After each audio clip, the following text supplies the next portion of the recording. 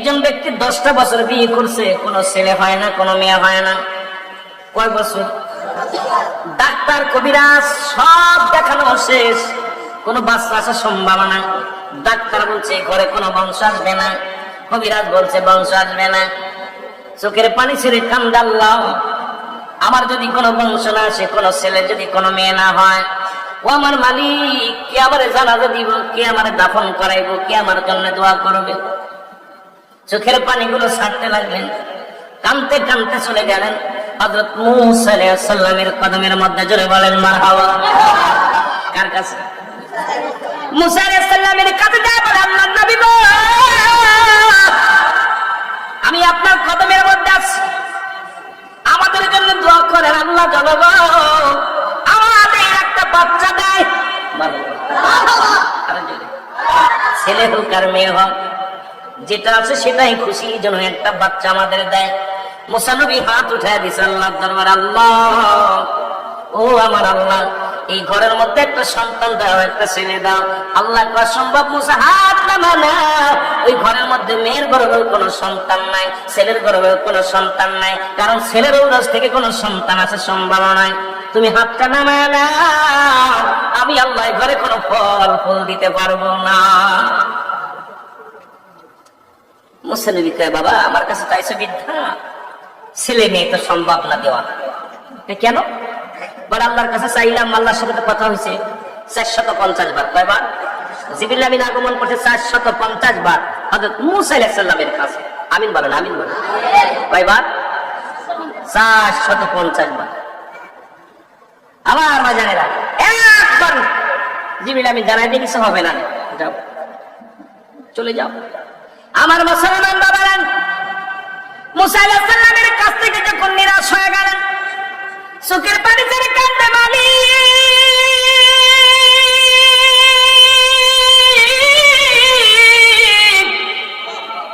পৃথিবীর কবিরাজ fail, doctor fail, অবশেষে মূসা আলাইহিস সালামের কাছে আসলাম একটা সন্তানের জন্য।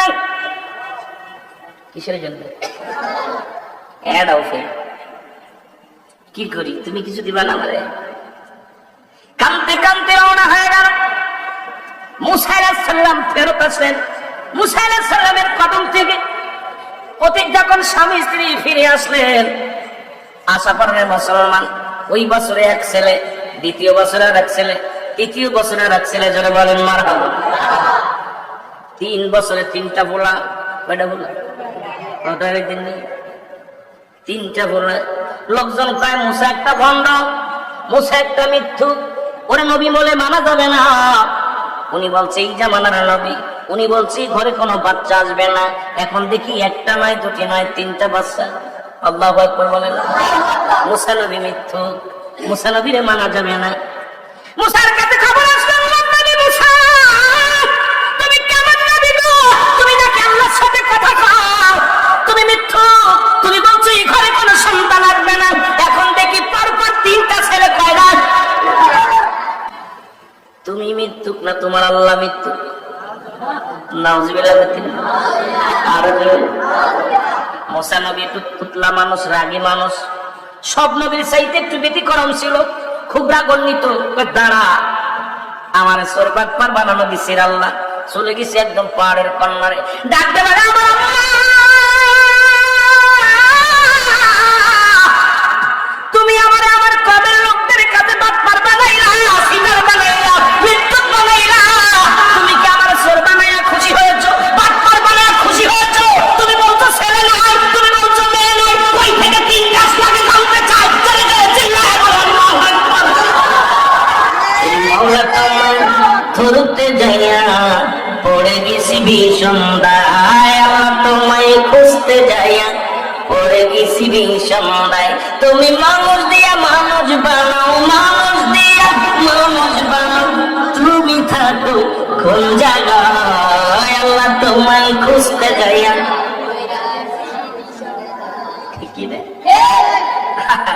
এই মানুষ সেই মানুষ না, আল্লাহর মাহবুব বান্দাদের কাছে যায় অমানুষগুলো মানুষ হয়ে যায়। সুবহানাল্লাহ বলেন। পথগুলা মানুষগুলো মানুষ হয়ে যায়। মারহাবা বলেন না? আরো জানা এ দুনিয়ার মুসলমান নবীর মনোযোগ। আমার আল্লাহ ডাকতে বলে, নবী মুসা রে,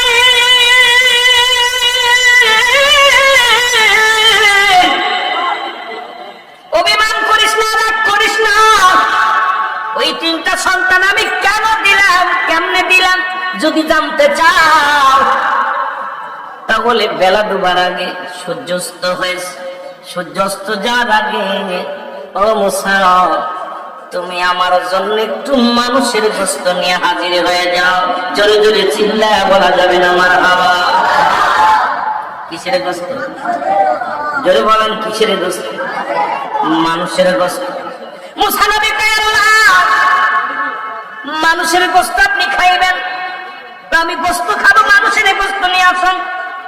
মুসা নবী আল্লাহ আমি বেলা ডুবার আগে আনবো গো। রওনা হয়ে গেলেন।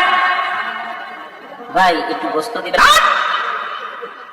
ভাই একটু গোশত দিবেন। যারে পাই সেই জারি দেয়, ফকির মিসকিন যারে বলে সেই রাগ করে। মশারে পাগলামি করো না, মানুষের দেহ থেকে গোশত কেটে দিবে, এটা কেমনে হয়?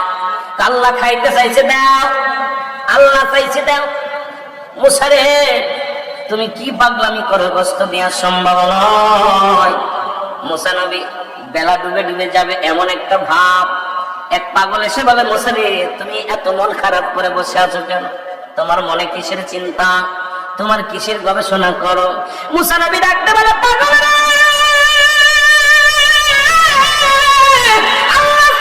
মানুষের গোশত খাইবে, আমি অপেক্ষাতে সন্ধ্যা লেগে যাও, এখনো পর্যন্ত মানুষের গোশত জোগাড় করতে পারি নাই।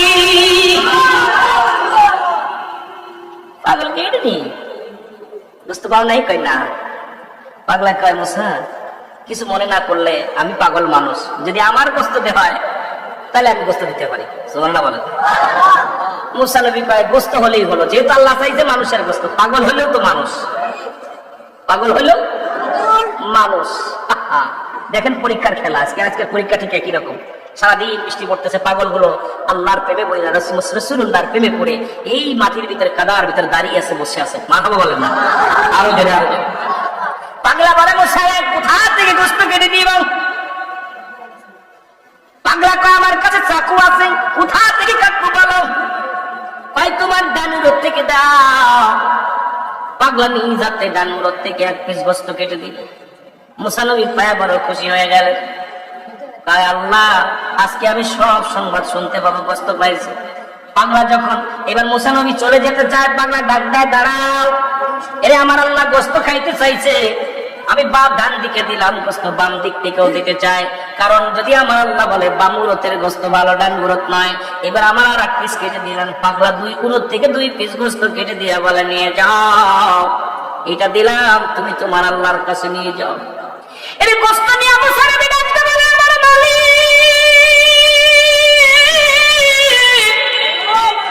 তাড়াতাড়ি বলে দাও। সব মানুষ আমার সিগার বাটপার বলে, মিথ্যুক বলে, আগে বলো ওই সন্তান পাইলো কই?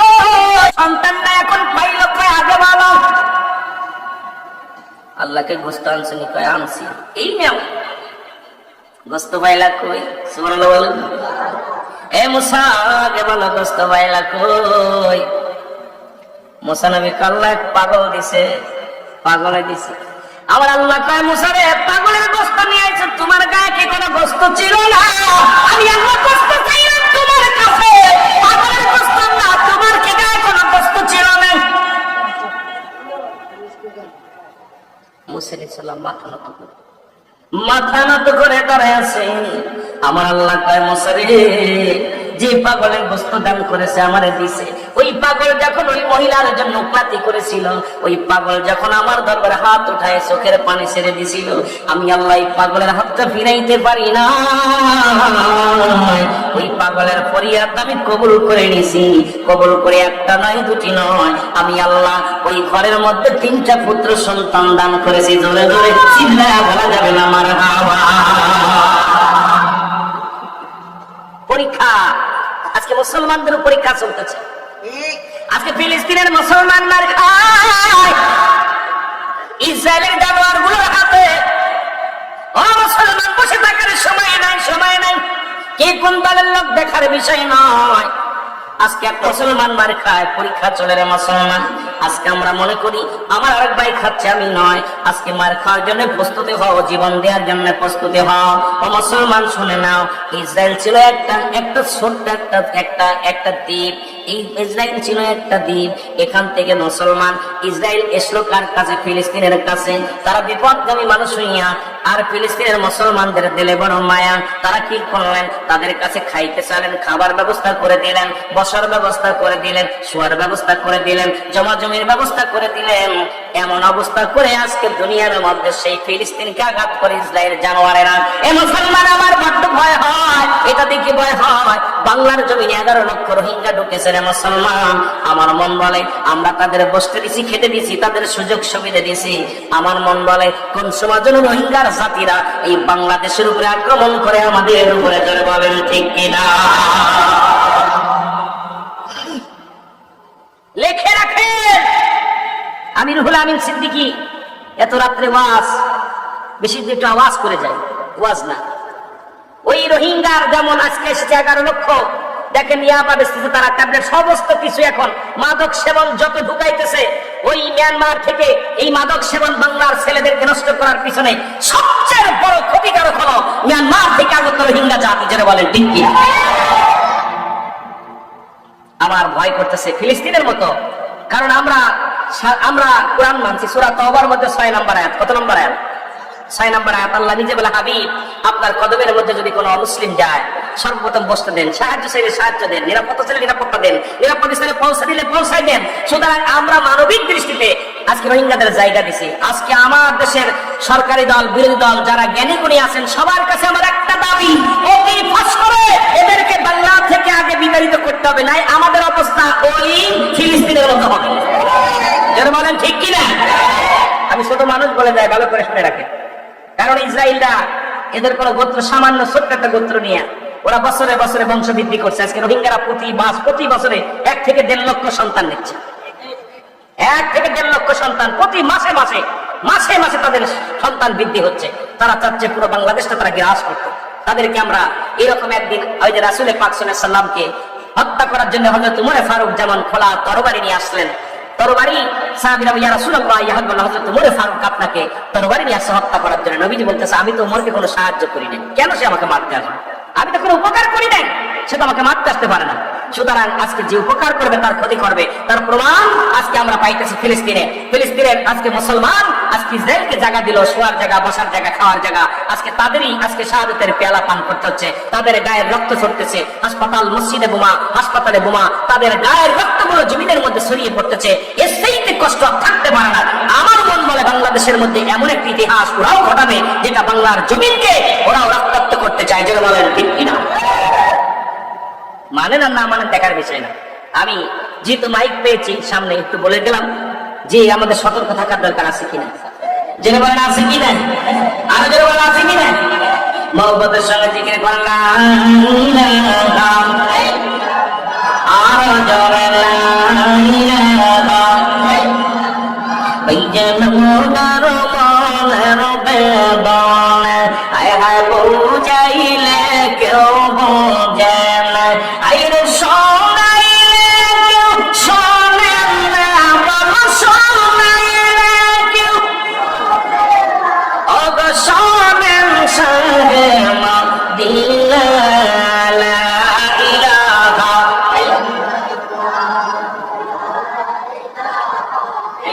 আরো জোরে লা ইলাহা।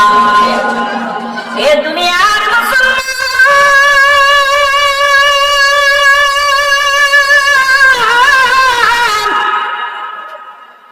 এ জীবন না, এমন একটা জীবন আসবে যে দেশে গেলে মানুষের বিচার হয়, যে দেশে গেলে মানুষের হিসাব হয়, যে দেশে গেলে মানুষ আর কোনোদিন ফিরে আসে না। আমরা সবাই সেই দেশের যাত্রী রে বাবা। কিসের এত বাড়াবাড়ি, কিসের এত মস্তানি, কিসের এত বাহাদুরি রে মুসলমান? আজকে কেন ভয় হয় না? অন্তরের ভিতরে কেন মরণের ভয় হয় না? মানুষের মৃত্যু হয় 2টা টাইমে, একটা হলো রাতের বেলা, একটা হলো দিনের বেলা। ও আমার দাদু ভাইয়েরা শোনো, মানুষের মৃত্যু হয় 2টা টাইমে, একটা হলো রাতের বেলা, একটা হলো দিনের বেলা। দিনটা শেষ করেছি, মৃত্যু বরণ করি নাই। রাতটা শুরু করেছিলাম রাত 12টা, 11টা, 11:30, 12টা বাজতে চললাম। এখনো মৃত্যুবরণ করি না। পৃথিবীর মধ্যে আসার একটা সিরিয়াল আছে, যার কোনো সিরিয়াল নাই। এই দুনিয়ায় দেখা যায় দাদা জিন্দা, নাতি নাই, নাতি জিন্দা, দাদা নাই, বাবা জিন্দা, বাবা মা সন্তান নাই। কখন যেন এই দুনিয়ার মা ছেড়ে চলে যাই রে, এই দুনিয়ার কিচ্ছু দিতে পারবো না, দুনিয়ার মা ছেড়ে চলে যাবো। ও দুনিয়ার মুসলমান, গভীর মনোযোগ। আজকে কেন সম্পদের পার করলাম, বাড়ি করলাম, গাড়ি করলাম, আজকে দুনিয়ার সম্পদ করলাম। মাঝে মাঝে আমি একটা কথা বলি রে মুসলমান, এই দুনিয়ার সম্পদ খাবে লোকে, তোমার বডি খানা খাবে পোকে। আজকে সুদের মধ্যে, ঘুষের মধ্যে জড়িত, আজকে যেদিকে তাকায় সেদিকে ঘুষ, যেদিকে তাকায় সেদিকে সুদ। আজকে কেন এই দুনিয়া গড়লাম, এই দুনিয়ার পিছে তোমরা দুনিয়ার মধ্যে গড়লা রে মুসলমান। আজকে দুনিয়া চায় না। কয়েকটা কথা আমি বলে যে আমি আস্তে আস্তে আলোচনা করে যাই। এই পৃথিবীর মধ্যে 1 নাম্বার বিপদ হলো মানুষের মরণ, 2 নাম্বার হলো কবর, 3 নাম্বার হলো কিয়ামতের ময়দান।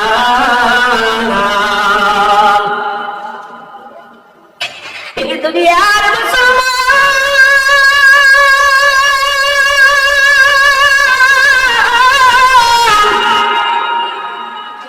এই মরণের পেলা পান করতে মধ্যে কোনো সন্ধান নেই রে। পৃথিবীর মধ্যে আসার সিরিয়াল আছে, যার কোনো সিরিয়াল নেই। ও দাদু ভাইরা শুনে নাও, কয়েকটা কথা বলে আমি আলোচনায় চলে যাই। এই পৃথিবীর মধ্যে অস্বীকার করার মতো ক্ষমতা নাই। মরণের পেয়ালা পান করবা, এই দুনিয়া থেকে চলে যাবা। কত টাকাওয়ালা মানুষ, কত বাড়িওয়ালা মানুষ দেখলাম, কত নারী দেখলাম, কত জমিদারি দেখলাম রে। এই দুনিয়ার মধ্যে কেউ নাই, আমিও থাকবো না। এই দুনিয়ার মায়া ছেড়ে চলে যাও। আল্লাহ কিতাবের নাম বাহারে শুইয়া, এই কিতাবের মধ্যে লিখতে যা বলেন দুনিয়ার মানুষ সবচাইতে সহজ মৃত্যুটা যার হয়, এই মৃত্যুটা হলো 70টা তাজা উটের গায়ের চামড়া জবাই না করিয়া উল্টো দিকে টান মারিয়া লবণ মরিচা লাগাইয়া দিলে যতটুক যন্ত্রণা হয়, এর চাইতে 70 গুণ যন্ত্রণা হলো একটা সাধারণ মৃত্যু। এখন কার জন্য সুদ খাও, কার জন্য ঘুষ খাও, কার জন্য ব্যভিচার করো, অন্যায় করো, এই দুনিয়া থেকে চলে যাবার যাদের মরণের সময় পায়খানা করে দেয়, মরণের সময় প্রস্রাব করে দেয়, মরণের সময় চোখ দুটি বড় বড় হয়ে যায়, মরণের সময় অনেকের কপালে কালেমা জোটে না। ও মুসলমান, কত মানুষের দাফন করাইলা, কাফন করাইলা, কত মানুষের শেষ বিদায় করে দিলা। একবার কি চিন্তা করছো নিজেরও চলে যেতে হবে দুনিয়া ছেড়ে? এই সাদের বাড়ি ছেড়ে, গাড়ি ছেড়ে, নারী ছেড়ে, সব ছেড়ে চলে যেতে হবে। এই দুনিয়া থাকার জায়গা নয়। জোরে জোরে চিল্লা বলেন ঠিক কিনা? এই আমি চলে যাব, আমায় তোমরা ভুলিয়া যাইও না। আমি চলে যাব, আমার মরণ আসিবে কখন কেউ তো জানি না। আমার মরণ কুল্লু নাফসিন যায়িকাতুল মাউত আলা ইন্নাল্লাহি লা ইয়ামুত। রাসূল বলেন আল্লাহর মাহবুব বান্দা যারা হয়ে যায়, আল্লাহর প্রিয় বান্দা যারা হয়ে যায়, প্রিয় আমার। আর আল্লাহ বলেন প্রতিটা প্রাণীর মৃত্যু সাপ গ্রহণ করতে হবে। এই আমি চলে যাব, আমায় তোমরা ভুলিয়া যাইও না। আমি চলে যাব, আমায় তোমরা, আমার মরণ আসিবে কখন কেউ তো জানি না। আমার মরণ, টাকা পয়সা দালান কোটা জায়গা করেছি, সব কিছু বেলাইরা রাতি একাই চলেছি রে আমি, সব কিছু বেলাইরা রাতি। আমি যাবার কালে ভেবে দেখি আমার কেহ নাই, আমি যাবার কালে, আর জোরে বলেন যাবার কালে ভেবে দেখি আমার কেহ নাই। আমার মহান শিব, আর জোরে বলেন আমার মহান এই পৃথিবী চিরদিনে থাকার জায়গা নয়, অন্ধকার কবর যে তোমার আসল ঠিকানা। মানুষ অন্ধকার কবর যে তোমার এ দুনিয়ার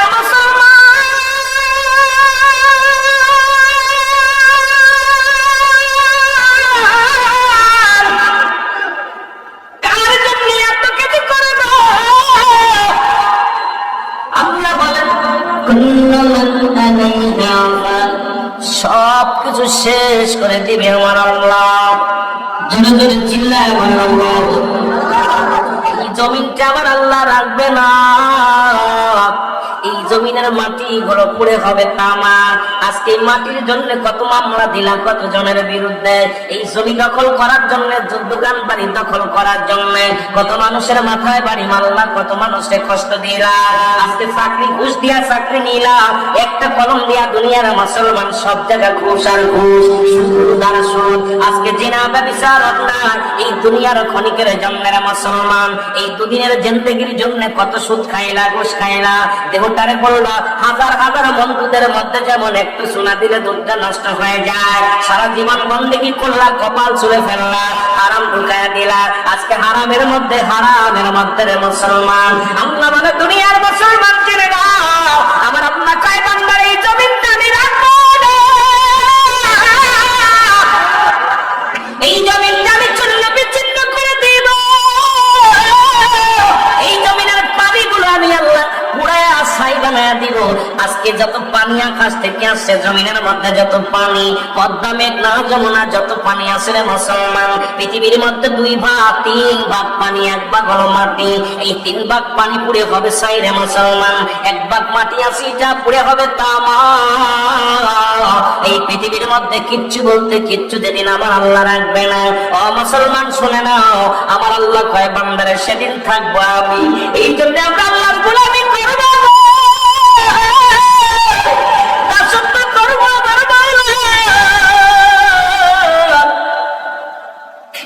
যার কোনো শরীক নাই, যার কোনো বন্ধু নাই রে, ও দুনিয়ার মুসলমান শুনে নাও, যার ছেলে নাই, যার মেয়ে নাই, আল্লাহ নিজেই ডাকতে বলেন আল্লাহু আহাদ আল্লাহু সামাদ লাম ইয়ালিদ ওয়া লাম ইউলাদ ওয়া লাম ইয়াকুল লাহু কুফুয়ান আহাদ। আল্লাহ ডাকতে বলে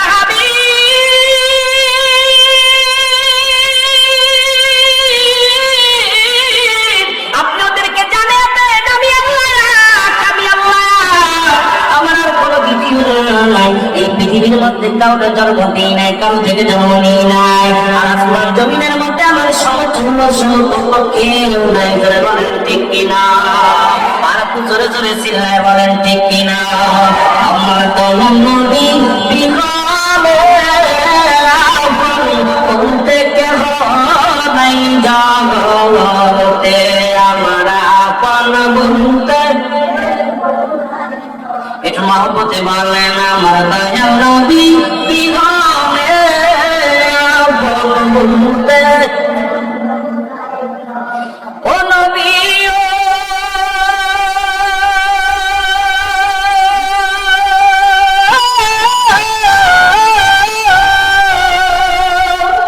এই কুমিল্লা জেলার আশিকানা হইয়া দেওয়া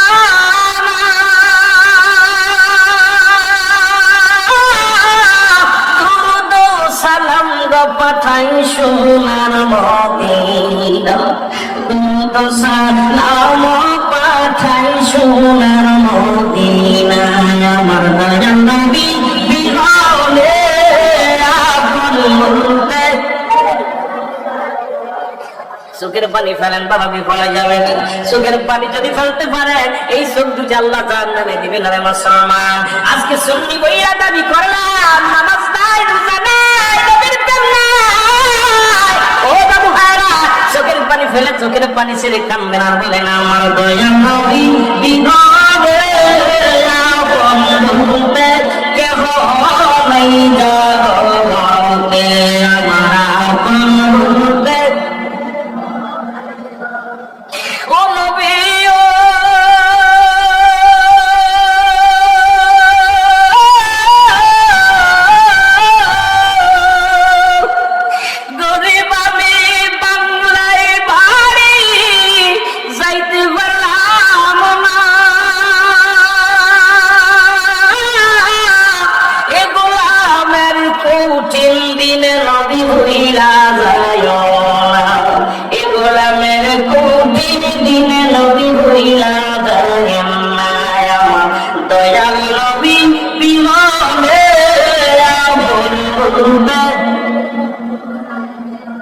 যদি বলে না বলতে কেহ নাই জগতে আমার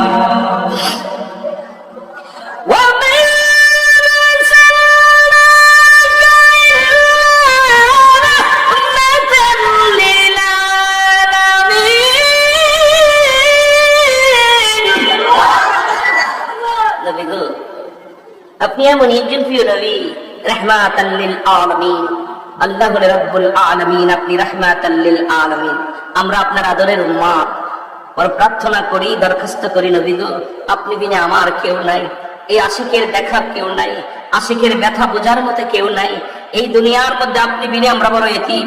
নবী গো, আমাদেরকে ভুলে যাবেন না। জোরে বলেন আমিন, আরো জোরে বলেন আমিন। মুহাম্মদুর রাসূলুল্লাহ বলেন আল্লাহুম্মা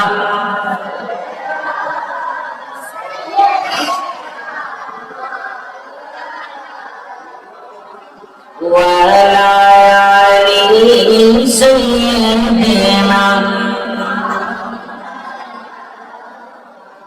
এই জান্নাত প্রেমিক যারা, তারা দুনিয়ার মুখাপেক্ষী নয়। প্রমাণ দিয়ে যায় ভাই, মৃত্যুর কথা বলতে যাইয়া ফেরেশতারা এসে আমার আল্লাহর দরবারে বলে, আমার মালিক, আপনার ইবাদত বন্দেগী আমরা করি বিনা স্বার্থে, কোনো স্বার্থ নাই। খাবার চাই না, করতে চাই না,